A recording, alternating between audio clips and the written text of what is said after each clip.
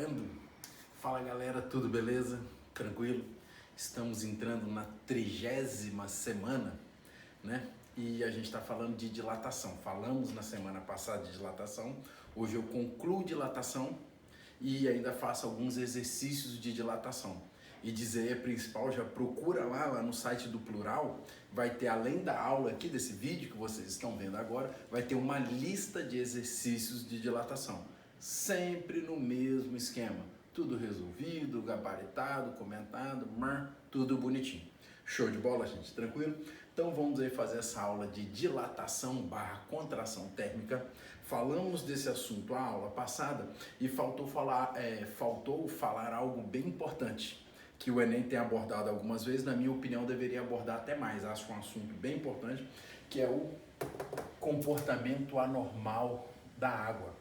A água ela é anormal se comparado a outras substâncias aí do universo. Alguns detalhes antes de chegar diretamente nesse assunto. Professor, existem algumas outras substâncias que são anormais? Sim. Além da água, ferro, bismuto, antimônio apresentam um comportamento anormal. Mas esses que eu falei, você já pode esquecer. Não é cobrado, são em condições extremas de temperatura e principalmente de pressão. Então não acontece na natureza, não ocorre no dia a dia. Então pode esquecer. Mas o comportamento anormal da água é extremamente importante. Afeta muito a vida do ser humano, então você tem que saber. Primeira pergunta que eu tenho que fazer, eu começar efetivamente a aula de hoje com a seguinte pergunta. Vem cá, a água é anormal, beleza, a água tem um comportamento anômalo. O que a água faz de anormal, que as outras substâncias não fazem? Então eu vou falar e depois escrevo aqui, essa minha mania, eu gosto de quadro, né? Então, qual é o comportamento anormal da água? Ela pode apresentar expansão no resfriamento ou contração no aquecimento. E isso é anormal. As outras substâncias não fazem isso. Qual é a regra do universo? Qual é a regra universal? Tudo que resfria contrai e tudo que esquenta expande. Só que a água não. Então vamos escrever isso aqui e falar algumas características. Comportamento anormal da água. A água.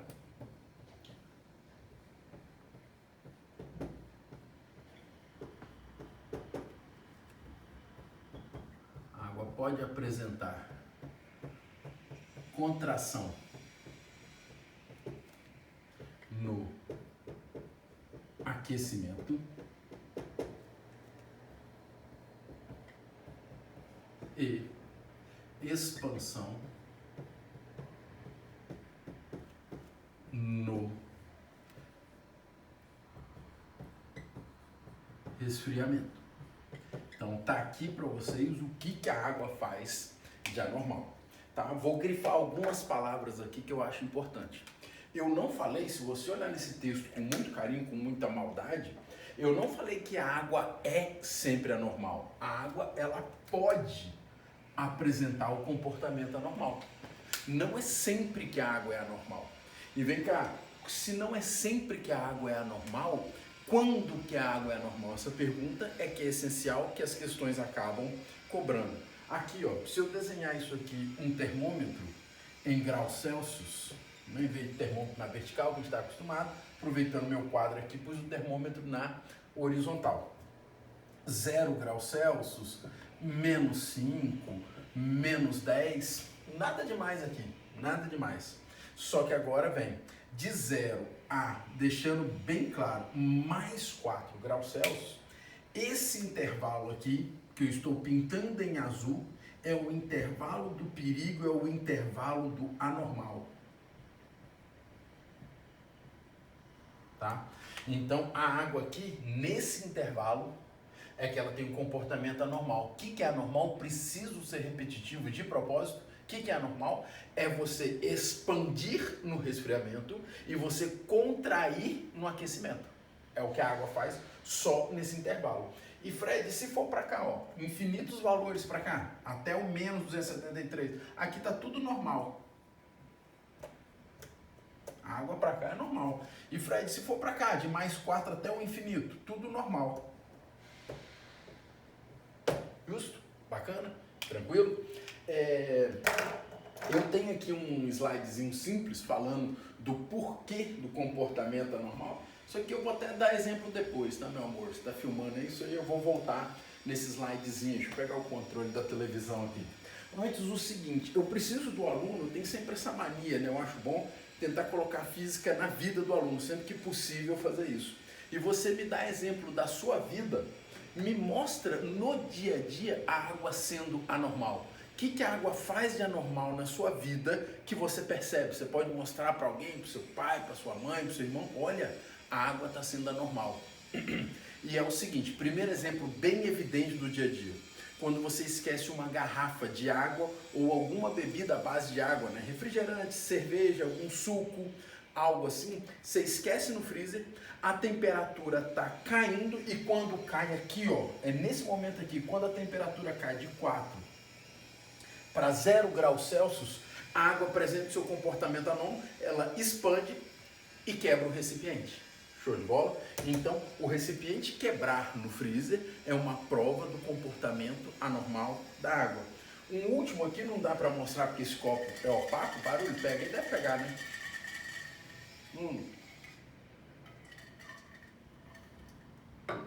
Eu estou bebendo um copo aqui de água com gelo. Se a água fosse normal, o gelo que é sólido, teoricamente no sólido as moléculas estão mais juntas, então o material é mais denso, ele deveria afundar. Só que o gelo boiar é mais uma característica do comportamento anormal da água. Se a água fosse uma substância comum, o gelo era para ir para o fundo do meu copo aqui agora. Só que como a água é anormal, as moléculas se separam no estado sólido, o gelo fica menos denso e por isso que ele boia. Legal? Então eu acabei de falar aqui, vou resumir 2 exemplos da água sendo anormal no dia a dia. A garrafa estourar no freezer e o gelo boiar. Bacana? Eu volto aqui daqui a pouquinho, mas enfim, mostrar aqui, vira e mexe o aluno fala, professor, da onde vem o comportamento anormal da água? A explicação é química, a culpa é da química. Essas ligações hexagonais aqui e pontes de hidrogênio, principalmente. Tá? Estrutura aqui e pontes de hidrogênio, que é o seguinte, joga aqui para mim, meu anjo. Imagina, você tem, né, o H2O, a molécula de oxigênio, bem maior do que a molécula de hidrogênio, né? E fica mais ou menos isso aqui, ó, molécula de oxigênio, minhas duas mãos dadas, uma molécula de hidrogênio, uma molécula de hidrogênio. Tá mais ou menos assim. Quando você resfria de mais 4 a 0 graus, a ponte de hidrogênio ela se abre, o ângulo fica mais obtuso, o ângulo que é por volta de 103 graus, esse ângulo se abre um pouco mais. Tá? No resfriamento, esse ângulo está abrindo e ó, as moléculas estão se afastando. Ou seja, você está afastando moléculas no resfriamento, o que é anormal. Causa o comportamento anormal da água, então a culpa é da química.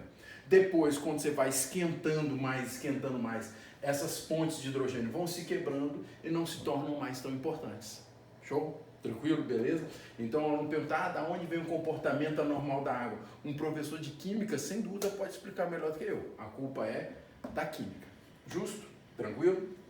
Então, tá aqui a ideia. E vou voltar naquele desenhozinho que você explica ali, fisicamente ele é bem rico. Eu vou apagar o quadro aqui, dar uma filmadinha aqui, qualquer coisa eles pausam o vídeo em casa, meu amor. E copiam aí. Foi? Legal?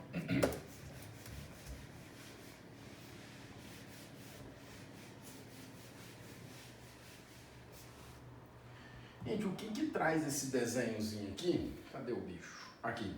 Seguinte, é uma questão bem clássica e bonitinha, muito rica isso aqui em física, tem muita física aqui. Você explicar como é que rios, lagos em locais extremamente frios, ao norte do Canadá, ao norte dos Estados Unidos, ao norte do Canadá, bem ao norte da Europa, esses lagos que congelam, como é que a vida se preserva, né? Porque normalmente a vida marinha ela não aguentaria menos 10, menos 20, menos 30. Só que por causa do comportamento anormal da água, você consegue preservar a vida nesses lagos. Isso é uma questão bonitinha de física, tem muita física envolvida, quer ver só? Olha aqui, aquele desenho, esse desenho aqui, eu vou recriar aqui, ó. Olha lá, hein? Tem aqui terra, aí vem o lago e vem pra cá. Isso aqui está cheio de água, bonitinho no verão. Tá aqui. Tudo bonitinho. Se você chegar no inverno ao norte do Canadá, por exemplo, sei lá tranquilamente chega a menos 40 graus Celsius. Socorro. Sem dúvida, a vida marinha não aguentaria essa temperatura. Aí o que acontece? Pelo comportamento anormal da água, quando se forma gelo, em vez do gelo ir para o fundo, que é o que acontece com todas as substâncias, o sólido vai para o fundo, não, a água é anormal e forma uma camada de gelo aqui. Né? Às vezes uma camada espessa de gelo. E vou até pegar um pouquinho pesado aqui no bom sentido. Se você vê o fluxo de calor, lei de Fourier, que caiu pela primeira vez ano passado no Enem, essa fórmula aqui, caiu ano passado. Como é que o calor flui por um material? O material que eu estou falando, esse bloco de gelo que eu pintei em vermelho aqui, ó. Olha eu revisando matéria, lei de Fourier. K, A, delta T sobre a espessura. Então, o que é esse K? É sobre o material. E o gelo, não sei se vocês sabiam disso, o gelo tem um K muito baixo. O gelo é um péssimo condutor de calor, ou seja, ótimo isolante térmico. Vocês sabiam disso? Que o gelo é um ótimo isolante térmico? Não é à toa que eles fazem lá os iglus, obviamente, de gelo. Excelente isolante térmico. Então, cai aqui na fórmula da lei de Fourier. E como é inversamente proporcional, quanto mais espesso esse gelo, quanto maior a espessura, menor a condução do calor. Tranquilo? Então isso aqui cria uma camada de um absurdo isolante térmico. Aqui fica menos 40 ou menos 30, sei lá. E aqui no fundo, daqui a pouquinho eu vou comentar por quê, fica inevitavelmente a água a mais 4 graus Celsius. Então, ó, vindo aqui, ó, que bonitinho, o peixinho, plâncton, fitoplâncton, sei lá quem mora nessa merda aqui, quem tá aqui na vida marinha não aguentaria menos 10, menos 40, mas ele suporta positivo 4 graus Celsius. Então a vida fica aqui embaixo do lago, esperando, aguardando o inverno passar. E a água aqui no fundo é inevitavelmente a 4 graus Celsius. Show? Nem mais nem menos, exatamente 4 graus Celsius. Então, mais um exemplo do comportamento anormal da água. Gente, para encerrar esse assunto do comportamento anômalo da água, quem quiser copiar a lei de Fourier, caiu ano passado uma questão bem difícil do Enem, caiu essa lei, desenhozinho tá ali, pausa, copia, vamos lá. Seguinte, vou fazer uma pergunta, quem souber responde da sua casa, que eu vou ver aqui, a pergunta a princípio não tem pegadinha não. Quem quiser pode falar aí, responda para você mesmo, ver se você está sabendo. Alguém sabe me falar qual é a densidade da água? Não precisa nem ser no sistema internacional. Qual é a densidade da água? Você lembra, meu amor? Isso aí, 1. Boa. Então, a densidade da água, um número simples de ser gravado, 1 grama por centímetro cúbico. Isso nem está no sistema internacional. Se eu for jogar no sistema internacional, a densidade da água no SI, no Sistema Internacional de Unidades, seria 1000, tá? Então, 1000 quilogramas por metro cúbico. Só que agora é que vem o grande tchan, isso me causa uma grande estranheza. Usa muito na química, né? Não sei se vocês recordam aí, vocês vão concordar comigo. O pessoal da química usa muito, a densidade da água vale 1, a densidade da água vale 1, beleza. Só que agora é que vem o grande tchan, o grande charme. Quando você muda, o que é a densidade? Defina para mim o que é densidade. Densidade mede mais ou menos a aproximação ou afastamento das moléculas. Um material muito denso é porque as moléculas estão muito juntas. Um material pouco denso, que é o ar, que são os gases, as moléculas estão bem afastadas. Então, densidade é um jeito de você medir, digamos assim, a aproximação ou o afastamento das moléculas. E o que tem a ver com esse assunto? Tudo.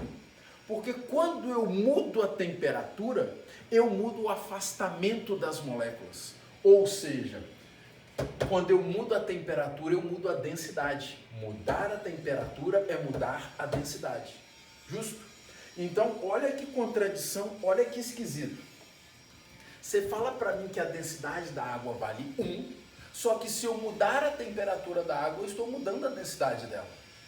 Então essa densidade aqui é para alguma temperatura. Show? Que aí vai entrar num gráfico bem interessante, que eu acho bem importante o aluno saber, que isso aqui é a densidade máxima da água. Quando a água tem a sua maior densidade, as moléculas estão mais próximas do possível e ocupa, portanto, o menor volume, tá? A água ocupa o menor volume possível. E aí vem a pergunta, quanto que a água tem a sua máxima densidade? A mais 4 graus Celsius. E aí eu venho, se essa água é a água mais densa, mais pesada possível, olha aqui, quem vai para o fundo? Quem vai para o fundo é sempre o mais pesado, o mais denso. Por isso que a água a 4 graus está no fundo do lago. Hein? Hein? Então a 4 graus aqui não é à toa. É a água mais densa, mais pesada que existe. Justo? Fez sentido, meu amor? Tá dormindo não, né? Brincadeira, coisa feia. Tirar de sala, hein? Gente, eu vou chegar num quadro aqui, no slide, que eu gostaria muito que vocês pausassem, copiassem e entendessem, que é esse bicho aqui, ó. Esse. Se você fizer um gráfico do volume da água em função da temperatura, esse gráfico aqui é clássico, ele é experimental, vem do comportamento anormal da água, e a 4 graus Celsius, a água ocupa o menor volume possível, tá? Ocupa o menor volume possível. Se for uma temperatura maior do que 4 graus ou menor do que 4 graus Celsius, a água já ocupa um volume maior. Tá vendo aqui? Então a água ela está mais concentrada, ela ocupa o menor volume a 4 graus Celsius. Esse gráfico já teve no Enem uma questão, aliás, vou fazer aqui, questão dificílima do Enem. Dificílima. Aqui, ó, agora com a densidade máxima da água, ó, máximo de uma função, a densidade máxima da água é a 4 graus Celsius. Show? Tá aqui. E se pegar, vou falar de curiosidade, se você pegar aqui, ó, o volume que ocupa aqui a 0 graus Celsius e a densidade a 0 graus Celsius, a densidade do gelo, de curiosidade, para vocês terem uma ideia, a densidade do gelo a 0 graus Celsius é de 0,92. Então, compara, ó. A água, ela está mais ou menos densidade 1, a do gelo 0,92. O gelo é menos denso, por isso que ele boia. E a relação entre as densidades é a porcentagem que fica para fora. Então tem uma frasezinha ou um dito popular, não sei o que é isso, que fala assim, isso é só a ponta do iceberg. Apenas em média 8% do iceberg é que está para fora da água. 92% do iceberg está para dentro da água. Legal? Por essas densidades. Então aqui, se fosse pôr um número, pode escrever aqui na televisão, não? Não. Aqui, ó, seria 0,92, tá? A densidade da água a 0 graus Celsius. Tranquilo? É nóis? Pode crer? Gente, dito isso, vamos para exercício. Eu sei que é o que vocês estão querendo, estão ansiosos. A gente vai fazer exercício e vou fazer de cara essa questão mega blaster difícil do Enem, que abordou esse tema de comportamento anormal da água. Já caiu algumas vezes, mas eu peguei a questão faca na caveira, né?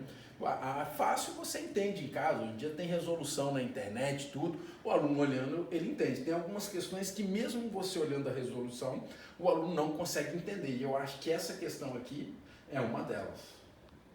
Essa bicha aí. Vai, enquanto eu preparo o quadro, eu vou aqui. Vocês vão lendo aí. Tá conseguindo focar aí bem, meu?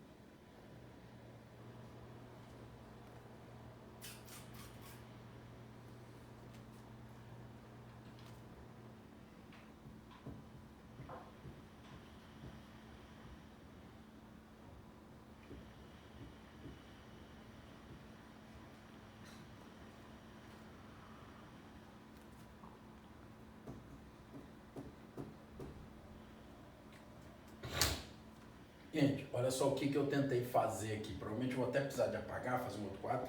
Isso aqui, meu amor, eu peguei isso aqui e joguei para cá. Sim ou não? Aí ele me faz várias perguntas aqui do que acontece em porcentagem. Olha como é que você tem que ser malandro. Eu vou procurar dar minha resposta para vocês em porcentagem. Por que eu vou jogar aqui no quadro uma resposta em porcentagem? Ei, todo o gabarito do Enem de A a E está falando em porcentagem. Então, você tem que procurar o que você concluir, você transformar em porcentagem. Sim ou não? Então, você tem que ser maldoso. Então, eu vou tentar analisar esse gráfico e dar uma resposta de porcentagem para vocês. Justo? Tranquilo? Então, vamos lá. Ó. Eu só consigo, isso aqui, que ele me perguntou sobre a água, que ele destacou desse gráfico, isso aqui está aqui. Fez, meu anjo? O bate e volta? Vem cá, vou pedir para vocês, eu só consigo fazer essa questão se vocês me falarem precisamente dois valores. Me ajuda aí. Que valor que é esse aqui? Qual que você acha que é, meu anjo? Entre 20 e 10. 15. Sim ou não? Pode ser? Então esse número aqui é 15. Agora vem a pergunta que eu desafio, aposto. O que eu aposto aí, velho? Aposto um Pokémon, sei lá.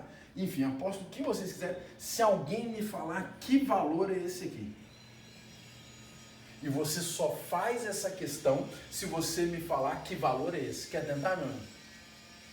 Te dou o japonês de hoje à noite, tudo pago.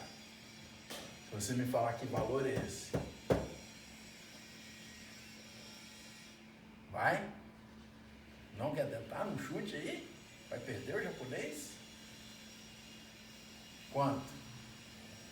Aqui, sabe quanto que vale esse valor? E olha que doideira a questão do Enem. Aqui, ó, olha aqui, olha pra cá. O gráfico está errado. Fred, você está me falando que o gráfico do Enem está errado? É isso mesmo que eu estou te falando. O gráfico do Enem está errado. Olha aqui, olha aqui. Esse gráfico ele é assim, ó. Aqui. Eu não acabei de falar com vocês, por sorte está aqui. Olha aqui. Olha aqui. Acabei de falar que a 4 graus Celsius a densidade da água vale 1. Então, a 4 graus Celsius, a densidade da água vale 1. Não está acima como a questão do Enem te deu. A 4 graus Celsius, a densidade da água vale 1. Então, ó, não é para ficar aqui para cima. Esse gráfico ele deveria encostar no eixo X. Professor, você está me dizendo que o Enem me forneceu um gráfico errado? É isso que eu estou te falando. Ah, e a questão foi anulada. Não, não foi. Que merda, professor. Exatamente.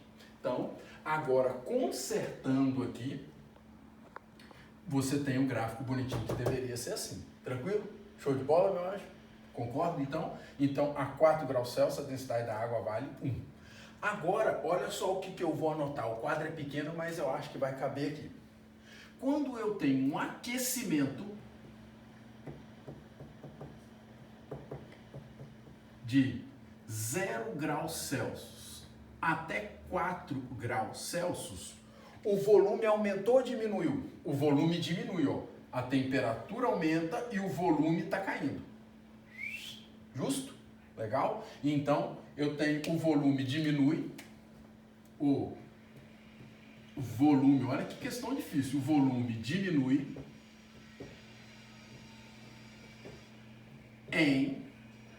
ele saiu de 0,015 para 0. Então, ele diminuiu em quanto? Em 0,0015. Concorda? Só que vem cá, falei no início. Eu já achei o que aconteceu. De 0 a 4 graus Celsius, o volume diminuiu em 0,00015.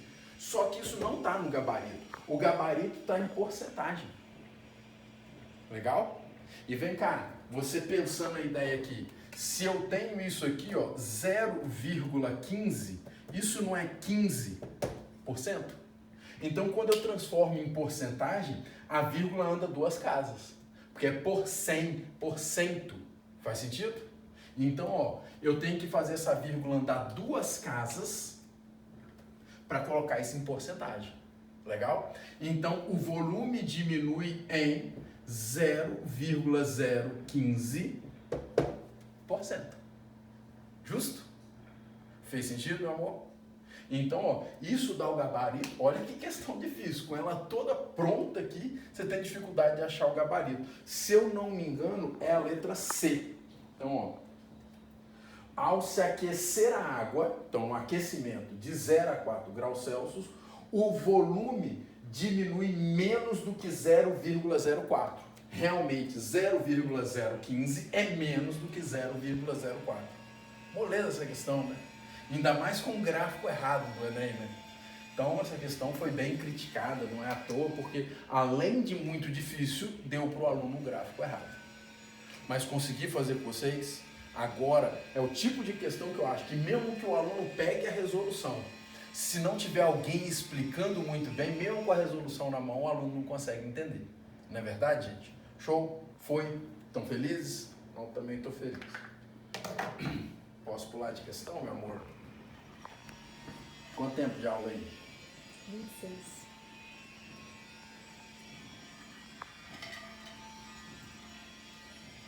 Você acha que o aluno pensa nisso tudo na hora lá do Enem? É um crime isso, questão muito mal feita, né? Pelo amor. Eu, por curiosidade, né, comentar aqui, eu tenho esse livro em casa, o Halliday. Eu tenho ele aqui. E realmente esse gráfico está errado lá no livro, né? Então o cara tirou isso do livro, livrando um pouquinho a culpa do cara do Enem. Ele pegou essa figura do livro, mas ele não teve o zelo de ver se a figura do livro estava fiel. E esse livro é muito respeitado, é o livro que estuda, quem é estudante de física na UFES, é o livro mais adotado lá, o Halliday-Resnick é o livro de ensino superior mais adotado na UFES, por exemplo.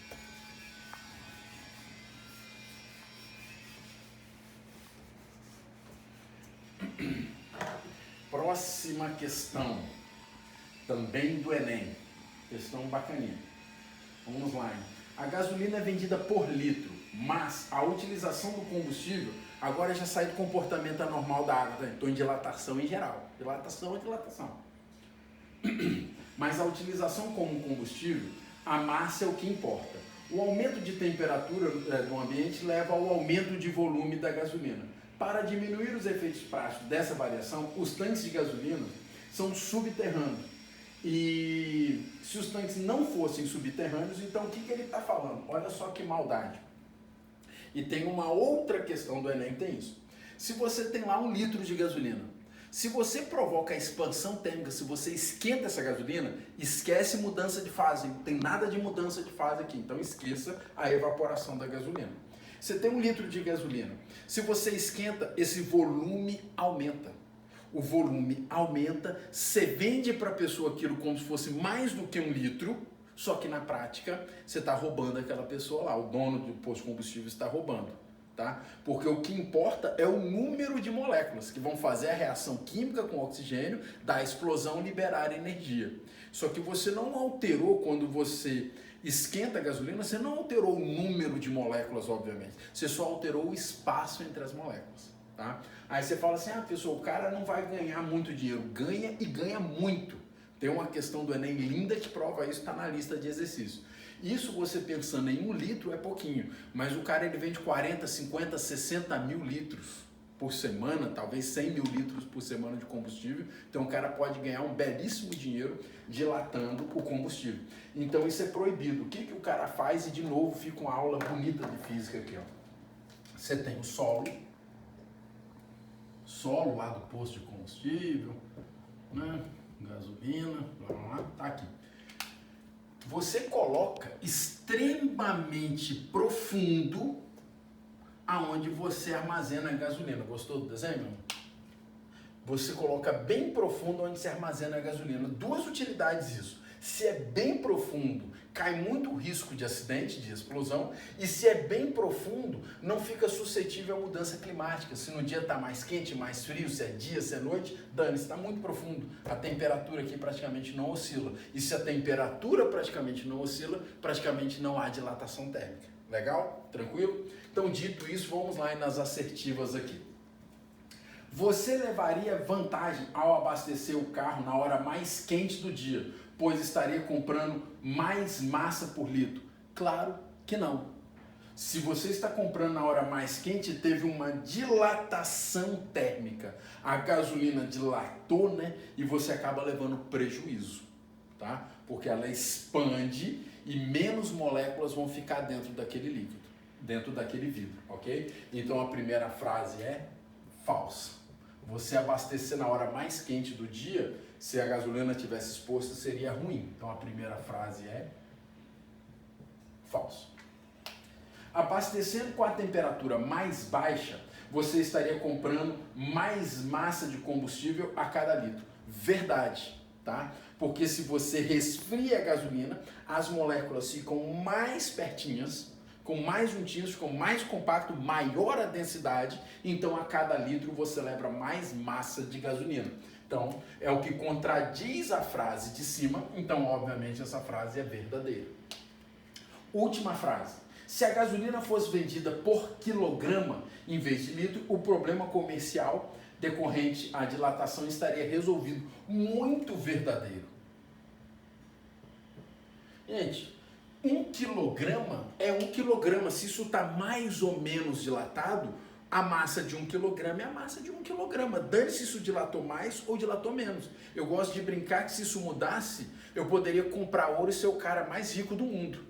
Compraria o ouro gelado, esquentaria, ele ficaria maior, mais pesado e depois venderia o ouro quente? Não dá, porque 1 quilo de ouro é 1 quilo de ouro, independente da temperatura. Show? Então o correto seria a gente comprar gasolina por quilo. Na Fórmula 1 é feito assim, na Fórmula 1, 1 centésimo, 1 milésimo de segundo faz diferença, vocês já viram na Fórmula 1. Então como lá o rigor é muito grande, eles não falam quantos litros de gasolina eles colocaram no automóvel, porque em cada cidade que vai no mundo afora a temperatura é muito diferente. Então como na Fórmula 1 é tudo muito preciso, muito rigoroso, se você vê informação eles falam quantos quilos de gasolina eles colocaram no automóvel. Show de bola? Tranquilo? Então eu marcaria isso aqui, 2 e 3 verdadeira. Tem esse gabarito, meu anjo? Tem, né? Glória a Jesus, letra E. Vamos para a próxima. Quanto tempo de aula aí, bebê? 33. 33. Então vamos lá. Gente, vai aí que eu vou apagando o quadro aqui e fazendo a ideia.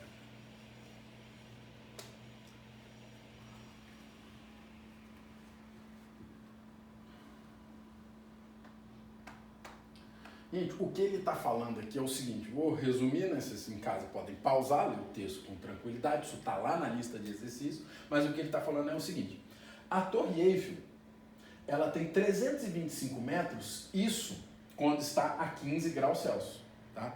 Mas se mudar a temperatura, muda o tamanho da torre, muda em vários centímetros, só que aí vem uma doideira.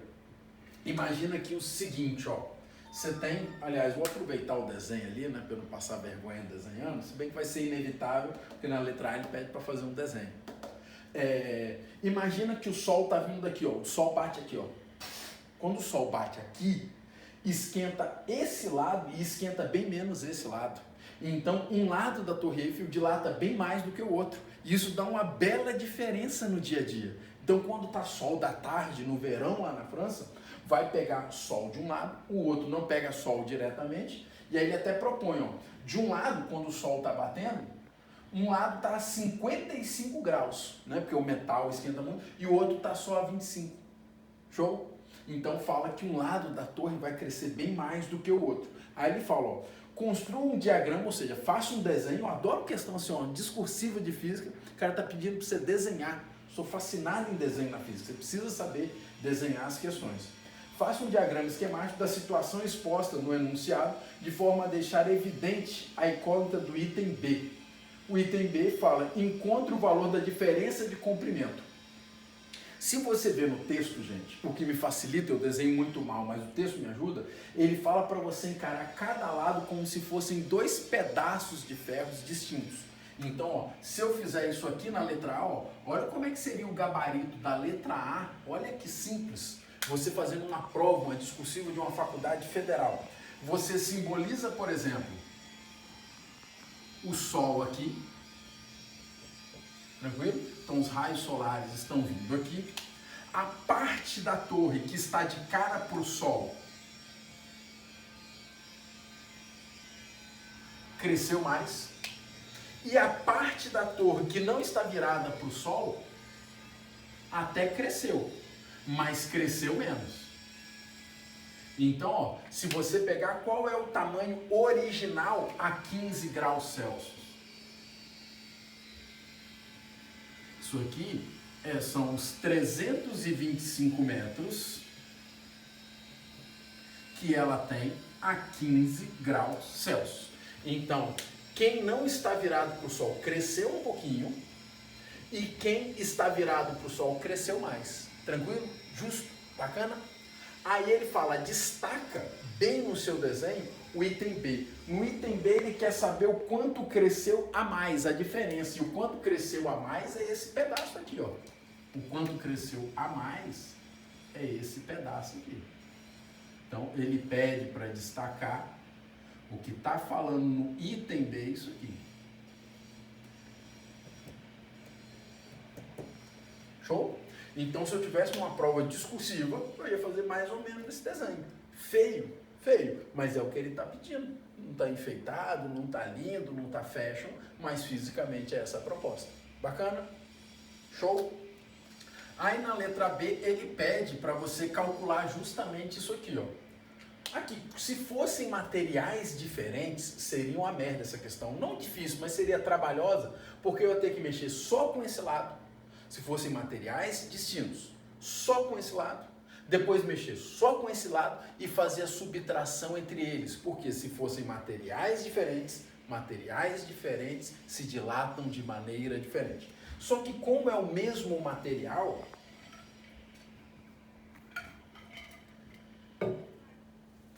um lado saiu de 15 para 25. O outro lado saiu de 15 para 55. Então esse lado, ele teve uma variação a mais de quanto aqui? De 30 graus Celsius. Então esse lado aqui, isso aqui, cresceu a mais por causa de uma variação de temperatura de 30 graus. Justo? Aí eu vou aqui, ó, bom que a gente lembra a equação, só que a gente está tendo uma ideia de linha e não de área nada. Então a variação da linha, L inicial, alfa, delta T. Show, gente? Tranquilinho? Justo? Então vai ficar aqui, ó. Qual é o comprimento inicial que eu tenho aqui? O comprimento inicial, 325, delta L, 325, vezes o alfa. Qual é o alfa aqui? Cadê o bicho? 10 a menos 5.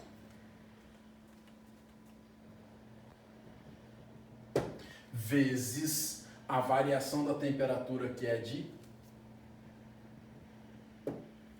30. Ok? Show? Aí eu vou aqui, ó. Deixa eu pegar aqui.